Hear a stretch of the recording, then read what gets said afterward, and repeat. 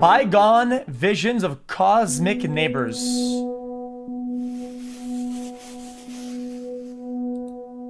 What's Black Rock?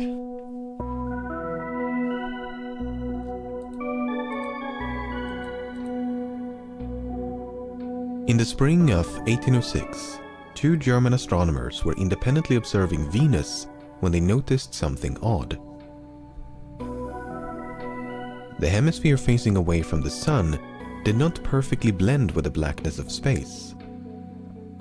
Instead, it had a faint glow with a grayish-red or ashen gray appearance. Interesting. This ashen light resembled a phenomenon known as earth shine. It's when sunlight reflected by the earth faintly illuminates the night side of the moon. It seemed reasonable, therefore, to ascribe the ashen light to a similar cause, namely that sunlight reflected by a Venusian moon was faintly illuminating the night side of Venus. Only one slight problem: Venus doesn't have a moon. This meant the ashen light resembled earth shine in appearance only because there was nothing in proximity of Venus to reflect any sunlight. In the words of famed astronomer William Herschel, those regions that are turned from the sun cannot possibly shine by a borrowed light. Could you buy something really far away? A few decades later, another German astronomer, Franz von Gröthuysen, Why not? proposed a rather creative solution to this mystery. The ashen light was the result of sweeping wildfires on the surface of Venus, deliberately ignited by its inhabitants.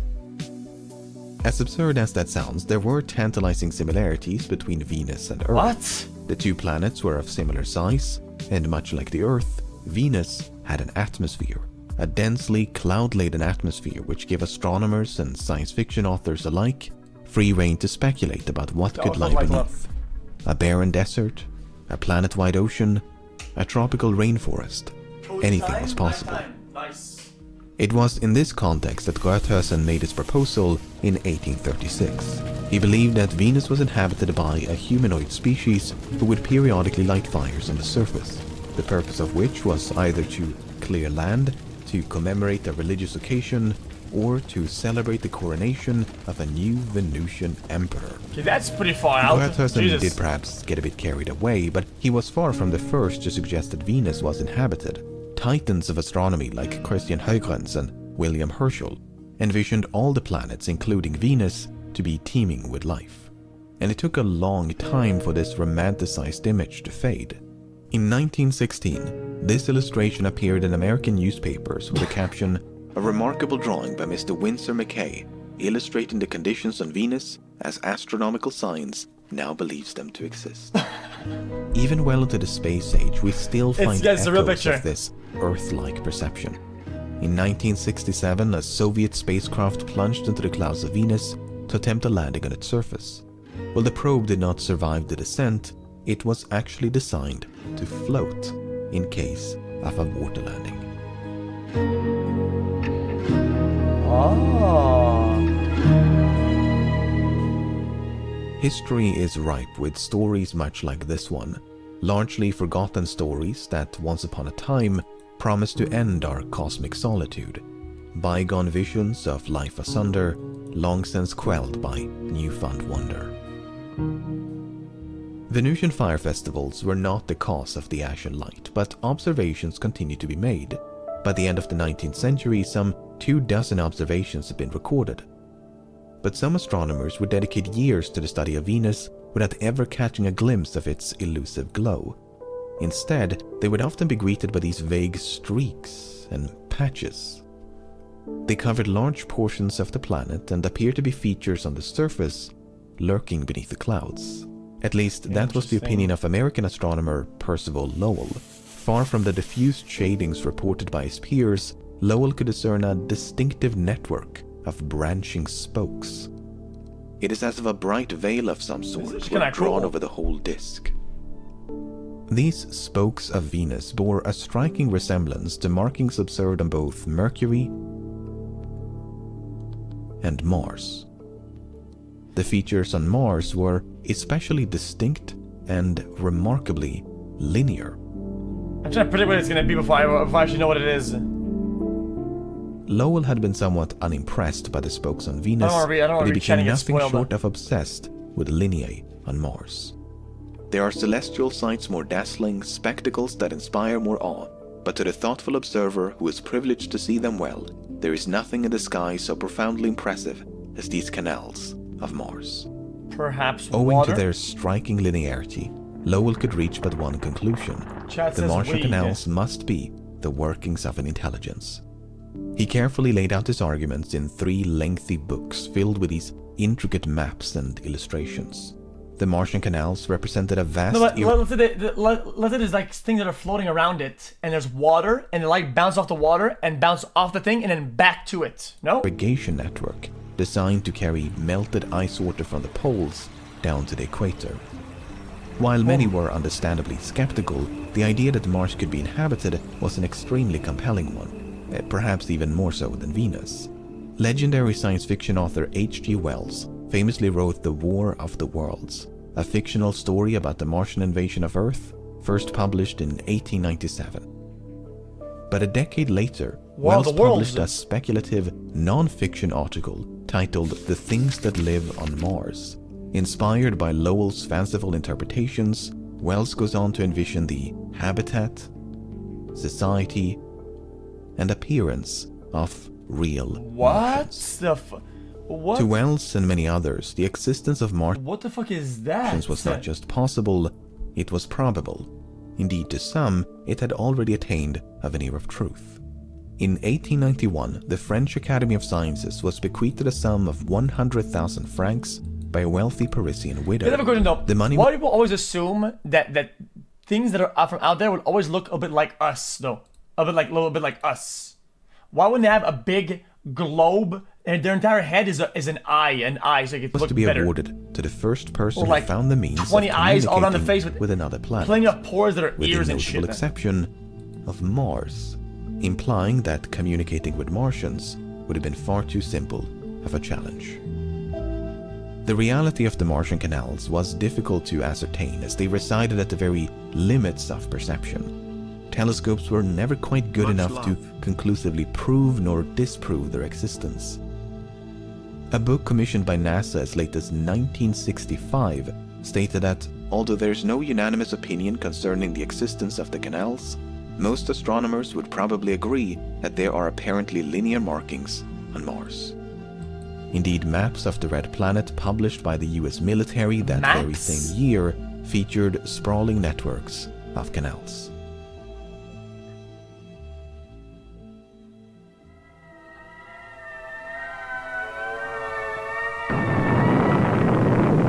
A towering Atlas Agena rocket is the launch vehicle that hurtles the Mariner into the heavens. Scientific apparatus on the Mariner will try to measure the density of the planet's how's that real? Look at it. atmosphere. It's and a television camera will seek to make photographs of its surface, giving man his first close-up look at Mars. The American spacecraft Mariner 4 transmitted the first close-up photographs of the Martian surface in the summer of 1965.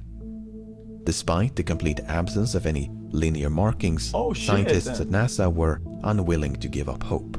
Nothing positive concerning the existence or lack of canals can be concluded on the basis of the Mariner 4 photographs. Hesitation and dwindling hopes aside, the Martian canals had come to an end. The canals, the cities, the Martians are all gone. Imaginative inventions, optical illusions. Jesus. As early as 1903, had an experiment found that groups of students seated a few meters away from an illustration like this one could discern fine, straight lines where none existed. The experiment demonstrated that non-linear markings viewed from a distance could evoke a linear appearance. This sort of visual inference is even said to be apparent in certain photographs. I mean, look at this. Not only is there a clear correlation between this sketch and this photograph of Mars, but you can almost see these barely perceptible lines snaking across the plains. The spokes on Venus, meanwhile, bear a curious resemblance to the inside of an eye, It appears that Lowell constrained the aperture of his telescope to such an extreme that the blood vessels inside his eye began to cast shadows. Oh my some of god. which might have fallen onto Lowell's retina, creating the illusion of labyrinthine markings no on shot. distant worlds. That's... It is as if a bright veil of some sort were drawn over the whole disk.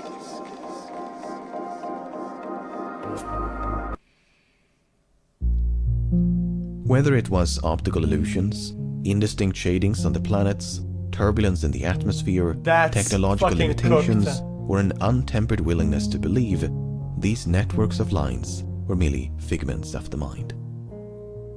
There is something incredibly tragic about these old misconceptions.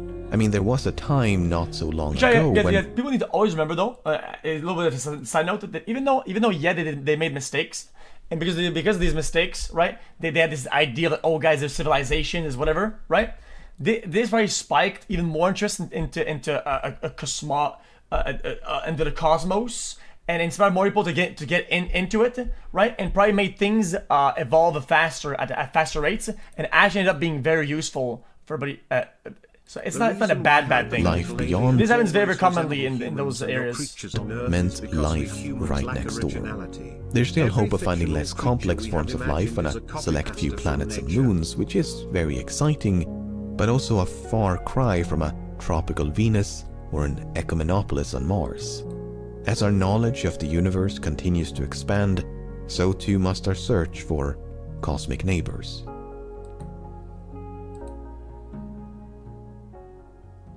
By the mid-20th century, the Ashen Light had been observed by not dozens, but hundreds of observers, many of whom were as experienced as they were adamant of the phenomenon's existence.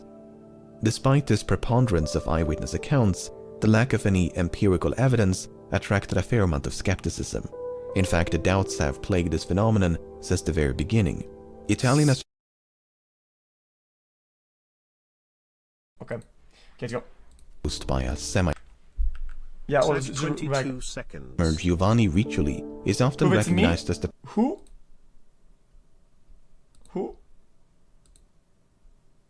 person who discovered the Ashen Light. In early 1643, Riccioli witnessed a band of colors enveloping the disk of Venus. The night side was tinted greenish-blue and closed by a semicircle of light. Riccioli ascribed the vivid colors to light being refracted inside his telescope, an effect known as chromatic aberration. In other words, Riccioli thought the faint there's the glow of lenses. Venus was an optical illusion. Yep, that's what I thought. That's what I Okay, said. so quick aside, I managed to Guys, when the stream went down, you guys, I said that on my own. I said I spotted the lenses. find an observation that, to my knowledge, has gone completely unnoticed and actually predates the one made by Riccioli. A German priest and scholar named Athanasius Kircher wrote in 1660 that he too had observed a band of colors on Venus. No date was given. Sorry. Holy fuck. Sorry. I'm muted. Yes, sorry about that, man. So I'm watching a video and somebody is telling us a story. Athanasius Kircher wrote in 1660 that he too had observed a band of colors on Venus. No date was given, but Kircher did provide a location, Palermo, Sicily. Based on historical records, Kircher paid his last and only visit to Palermo in the spring of 1638. So Kircher observed the Ashen Light 5 years before Riccioli and should thus be credited with its discovery. Okay, back to the video. Riccioli's doubts about the Ashen Light echoed through the centuries, and by the 1900s, it was not uncommon for sightings to be dismissed as a mere trick of the eye. Not only were observations infrequent and unpredictable, but they were often inconsistent. Brightness, color, and the extent to which the night side was illuminated could vary drastically between accounts. With That's no hard so proof of its cooked, though. existence and a lack of concordance between those Guys, who I had don't seen get it, it, guys. If it was their eye and their veins in their eyes, wouldn't it be different for everybody doing the experiment or whatever? So everybody that's looking is getting a different result, and they could have hashed it out as the eye or human error, because everybody's different. Because it doesn't make sense. If everybody looks and it's always different and always not the same, then I mean, it's, the Ashen Light appeared destined you can almost to join the immediately say ranks it's of myth bad. and misconception. Oh, that's a different thing. But in 1975, the Soviet spacecraft Venera 9 became the first to successfully orbit Venus. Diving into the shadow of this faded twin, it detected faint flashes of light emanating from the clouds below. The clouds.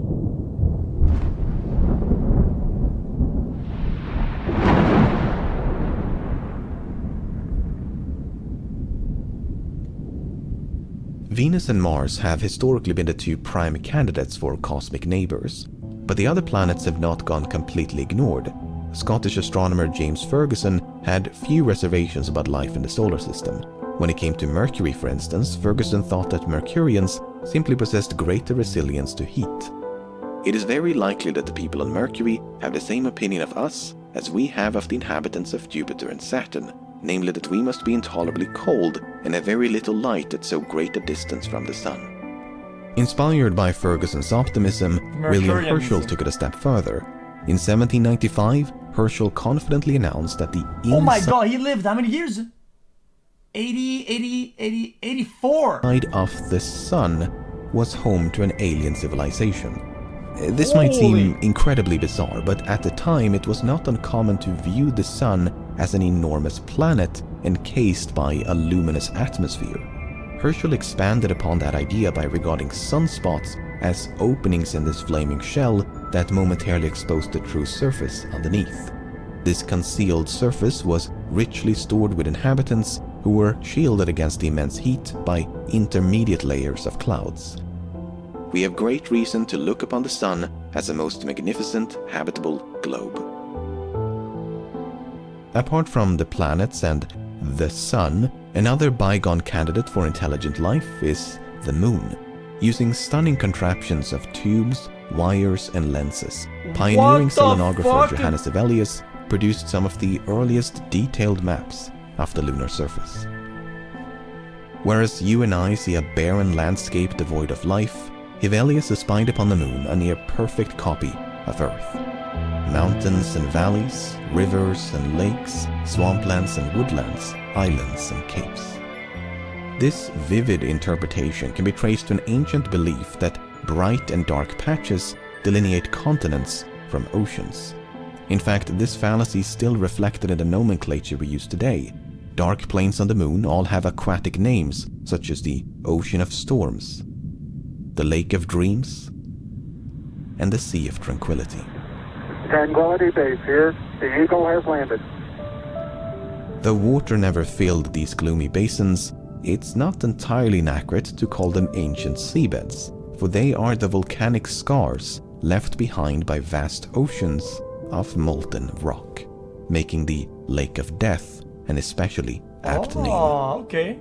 While Hevelius never observed any creatures on the moon, its objective resemblance to the Earth convinced him that Lunarians must exist, a conviction still being upheld more than a century later by who else if not William Herschel. I hope and am convinced that sometime or other very evident signs of life will be discovered on the moon. It didn't take long for these very evident signs to make themselves apparent. I am almost convinced that those numberless small circuses we see on the moon are the works of the Lunarians and may be called their towns. Herschel nearly convinced himself that the cratered landscape of the moon had been engineered by its inhabitants. Craters or circuses were not the remnants of violent impact events, but skillfully constructed towns and cities. While Herschel obsessed over circular dwellings, astronomers like Franz von Gröthuysen espied habitats of all shapes and sizes. This star-like structure appears to be a kind of temple, and because of its star shape, perhaps it is dedicated in service to the stars. The circle in the south, the two highest mountains in the north, and the two hills in the southwest are natural objects, but it is highly probable that these embankments serve as the dwellings of sentient beings on the moon. Ah, yes. In reality, Gröthuysen mistook some oddly shaped terrain for intelligent design. Unlucky. The increasingly speculative nature of these extraordinary claims culminated in a truly incredible sighting by John Herschel, the son of William Herschel. Whilst gazing upon a rock formation on the moon, we were thrilled with astonishment to perceive 4 successive flocks of large winged creatures. They were like human beings. Their wings possessed great expansion and were similar in structure to those of the bat. Huh? The moon was evidently home to a species of walking and flying man-bats. This was a truly profound, if not bemusing, discovery, not just for the world, but also for John Herschel, because upon being inquired about this remarkable find, John responded with confusion. He had no knowledge of any man-bats, on the moon. It turns out the story had been fabricated by an American journalist named Richard Locke. Locke had sought to lampoon the often frivolous debate about life on other worlds, perpetuated by the likes of William Herschel and Franz von Grotthausen. Instead, the great moon hoax of 1835 convinced thousands around the world that the moon was inhabited by bat-like humanoids, unicorned bison, bipedal beavers, as well as, well, storks and goats. There's also this image of a man-bat besat the flat upon the back of a fellow man-bat televacked by a pack of man-bats. As to why this guy is copping a whiff, history has declined to answer. What?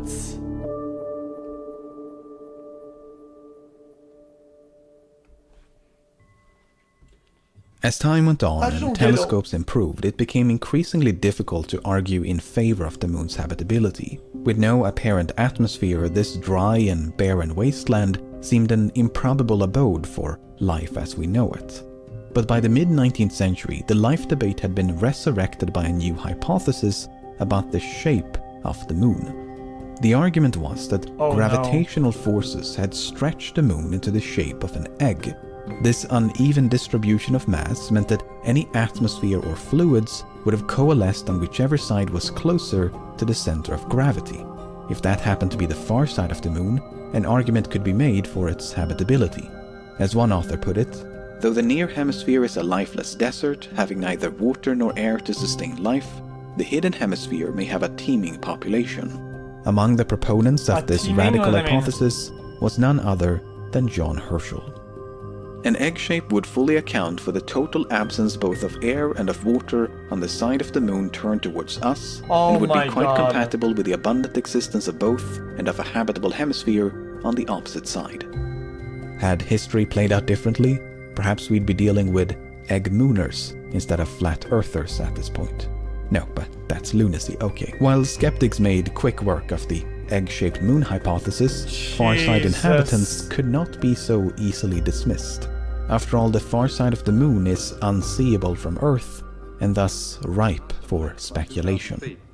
So then I subjected them to a spectrographic analysis. It's dust. A great amount of radioactive dust.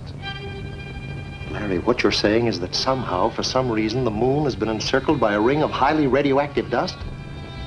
Something's going on the other side of the moon, the invisible side. Something that we ought to know about. By placing aliens on the far side of the moon, early science fiction authors were able to skirt a line of plausibility.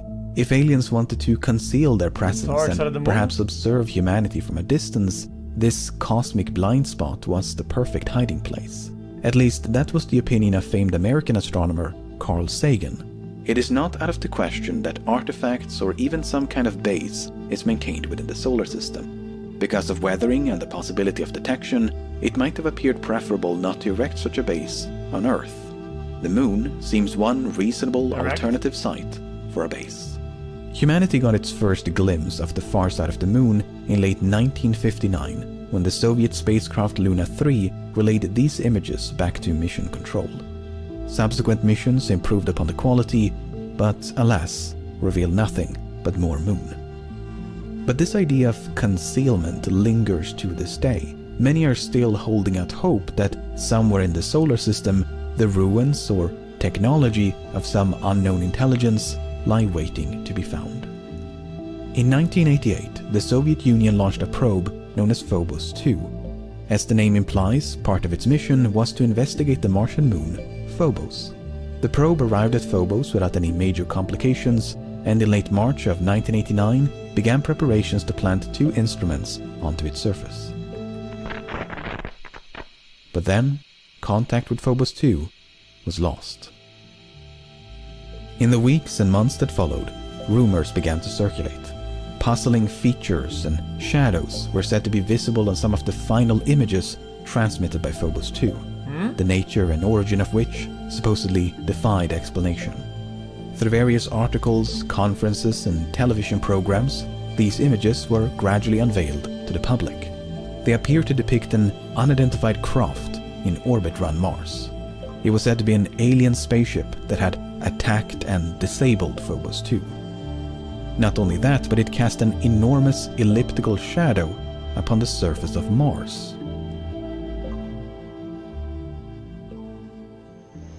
Interesting. Но эта тень появилась действительно неожиданно, и что это такое, мы сразу не поняли.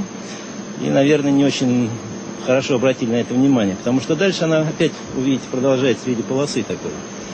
То есть это не предмет, висящий над поверхностью, а это, видимо, тень все-таки на поверхности планеты? Наверное. Потому что, то есть это не полностью перекрывается, так сказать, сигнал от поверхности Марса. Это похоже на ракету, взлетающую с поверхности Марса, и после которой еще остается инверсионный след. Как вы к этому относитесь? Но если дать волю фантазии, то, конечно, можно найти и такие объяснения. Но мы склонны видеть совершенно реальные, хотя, может быть, еще до конца не объясненные обстоятельства, которые породили вот такой вот след. Скорее всего, это все-таки тень от какого-то объекта на поверхности, потому что сквозь тень просвечиваются элементы поверхности. The mystery persisted for about a decade or two until the raw data from the Phobos 2 mission became readily accessible. The unidentified craft looked an awful lot like an overexposed transmission artifact. Oh my fucking dude, come on. In fact, all the infrared images featured the same white streak. Meanwhile, the elliptical shadow belonged to Phobos. Its elongated shape was due to multiple scans or photographs being taken in sequence. It seems like every cool finding we've got since the beginning of this, the people that started investigating this shit, is either human error, glitches, bugs, before assembling the final image. Stories like the Phobos incident have become rather par for the course. Some initial event or discovery leaves an information vacuum which is immediately filled by fantastical speculation. A printing artifact becomes a tower on the moon. The happenstance of light and shadow begets a human face on Mars. Okay, dude. And these prominent boulders on both Mars and Phobos conjure images of a certain Stanley Kubrick film. More recently, a Chinese rover on the moon captured this image of what some described as a hut. Upon closer inspection, everyone was absolutely gobsmacked when the hut was exposed as a rock.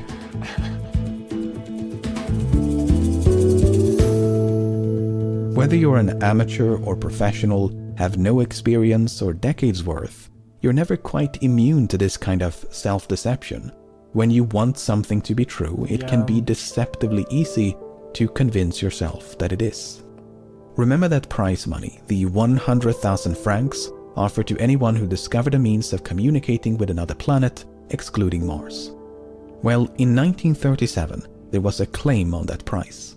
The claimant was none other than world-renowned inventor Nikola Tesla. No, in 1899, Tesla had been experimenting with wireless radio communication. During some of those experiments, he picked up some rather odd transmissions. Oh no! Although I could not decipher... Okay. Well, I'm pretty sure this is... Isn't this when the radio comes out, bounces, and then they receive it backwards? For their meaning, the feeling is constantly growing in me that I have been the first to hear the greeting of one planet to another. A purpose was behind these electrical signals. Tesla described the signals as a repeating sequence of either 3 or 4 pulses. Decades later, Tesla was still convinced that he'd received an interplanetary message and had even deduced its origin. The signals consisted in a regular repetition of numbers, and subsequent study convinced me that they must have emanated from Mars. I believe the Martians used numbers for communication because numbers are universal. What? Then, in 1937, Tesla announced his plans to unveil a new technology capable of not just interplanetary, but interstellar communication. With such impressive technology at hand, Tesla felt confident that he'd soon be awarded the 100,000 francs. I intend to claim the Pierre Gusman Prize. I am just as sure the prize will be awarded to me as if I already had it in my pocket. They have got to do it. They didn't do it. The prize was instead awarded to the crew of Apollo 11 in 1969. As for the alleged message from Mars, well, we don't really know.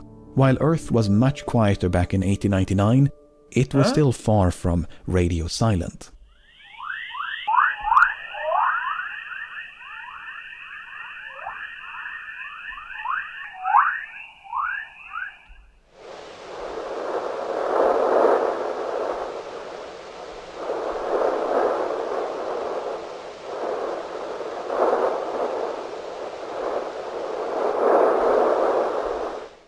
Okay.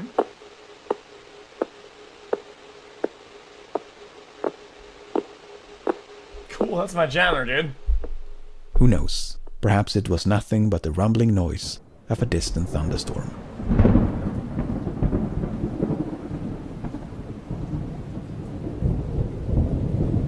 Giga Chad.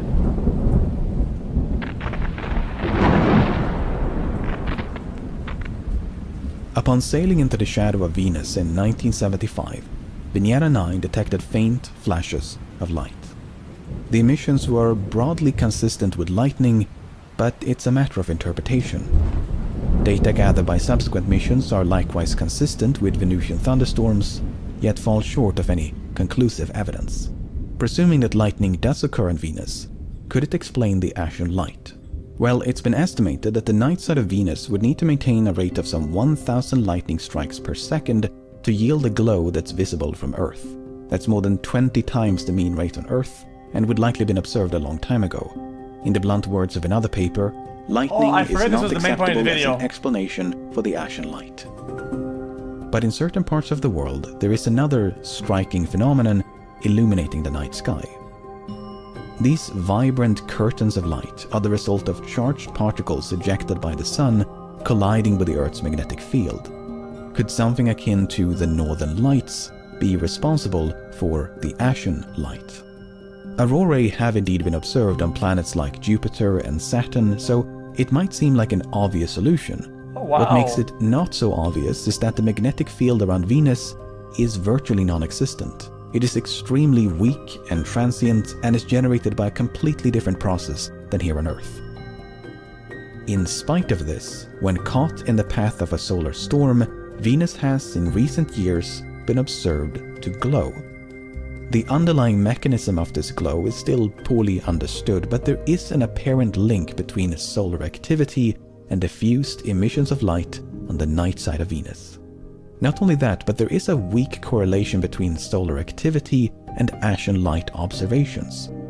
According to author John Barentine, who's written the definitive book on the subject, the data are inconclusive, but there are hints in this figure that something is indeed up.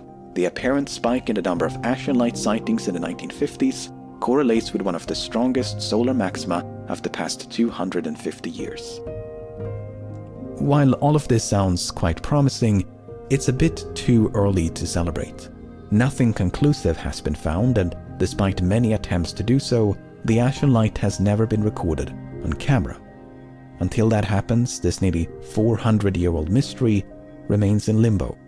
Should it be ascribed to the atmosphere of Venus or the mind of the observer? Cool the sun is. Perhaps we should have listened to Giovanni Riccioli from the very beginning. It's cool, Perhaps man. it is nothing more than a convincing illusion.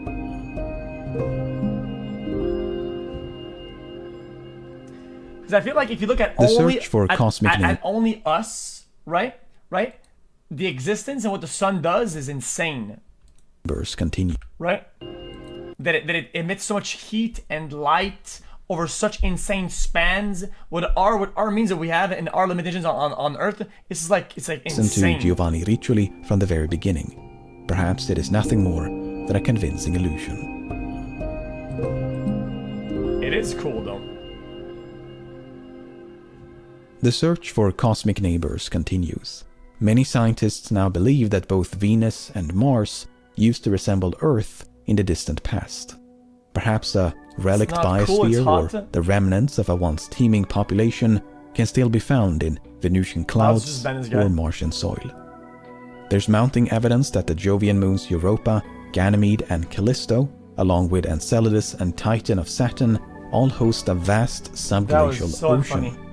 Could resilient microbes or even larger organisms have found a way to thrive beneath the frozen crusts? Who knows, an apparent hut on the moon or a monolith on Mars might one day match our most outlandish expectations. What do they live under? Even if Earth should prove the sole harbor of life within the solar system, every dot in the night sky has the potential to host another. And with the launch of the James Webb Telescope, there's no telling what secrets are about to be unveiled. Always remember that if at first you don't understand, it's definitely aliens.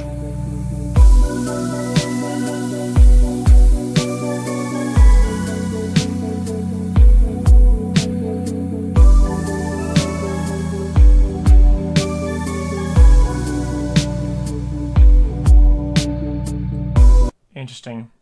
So we're alone. Okay.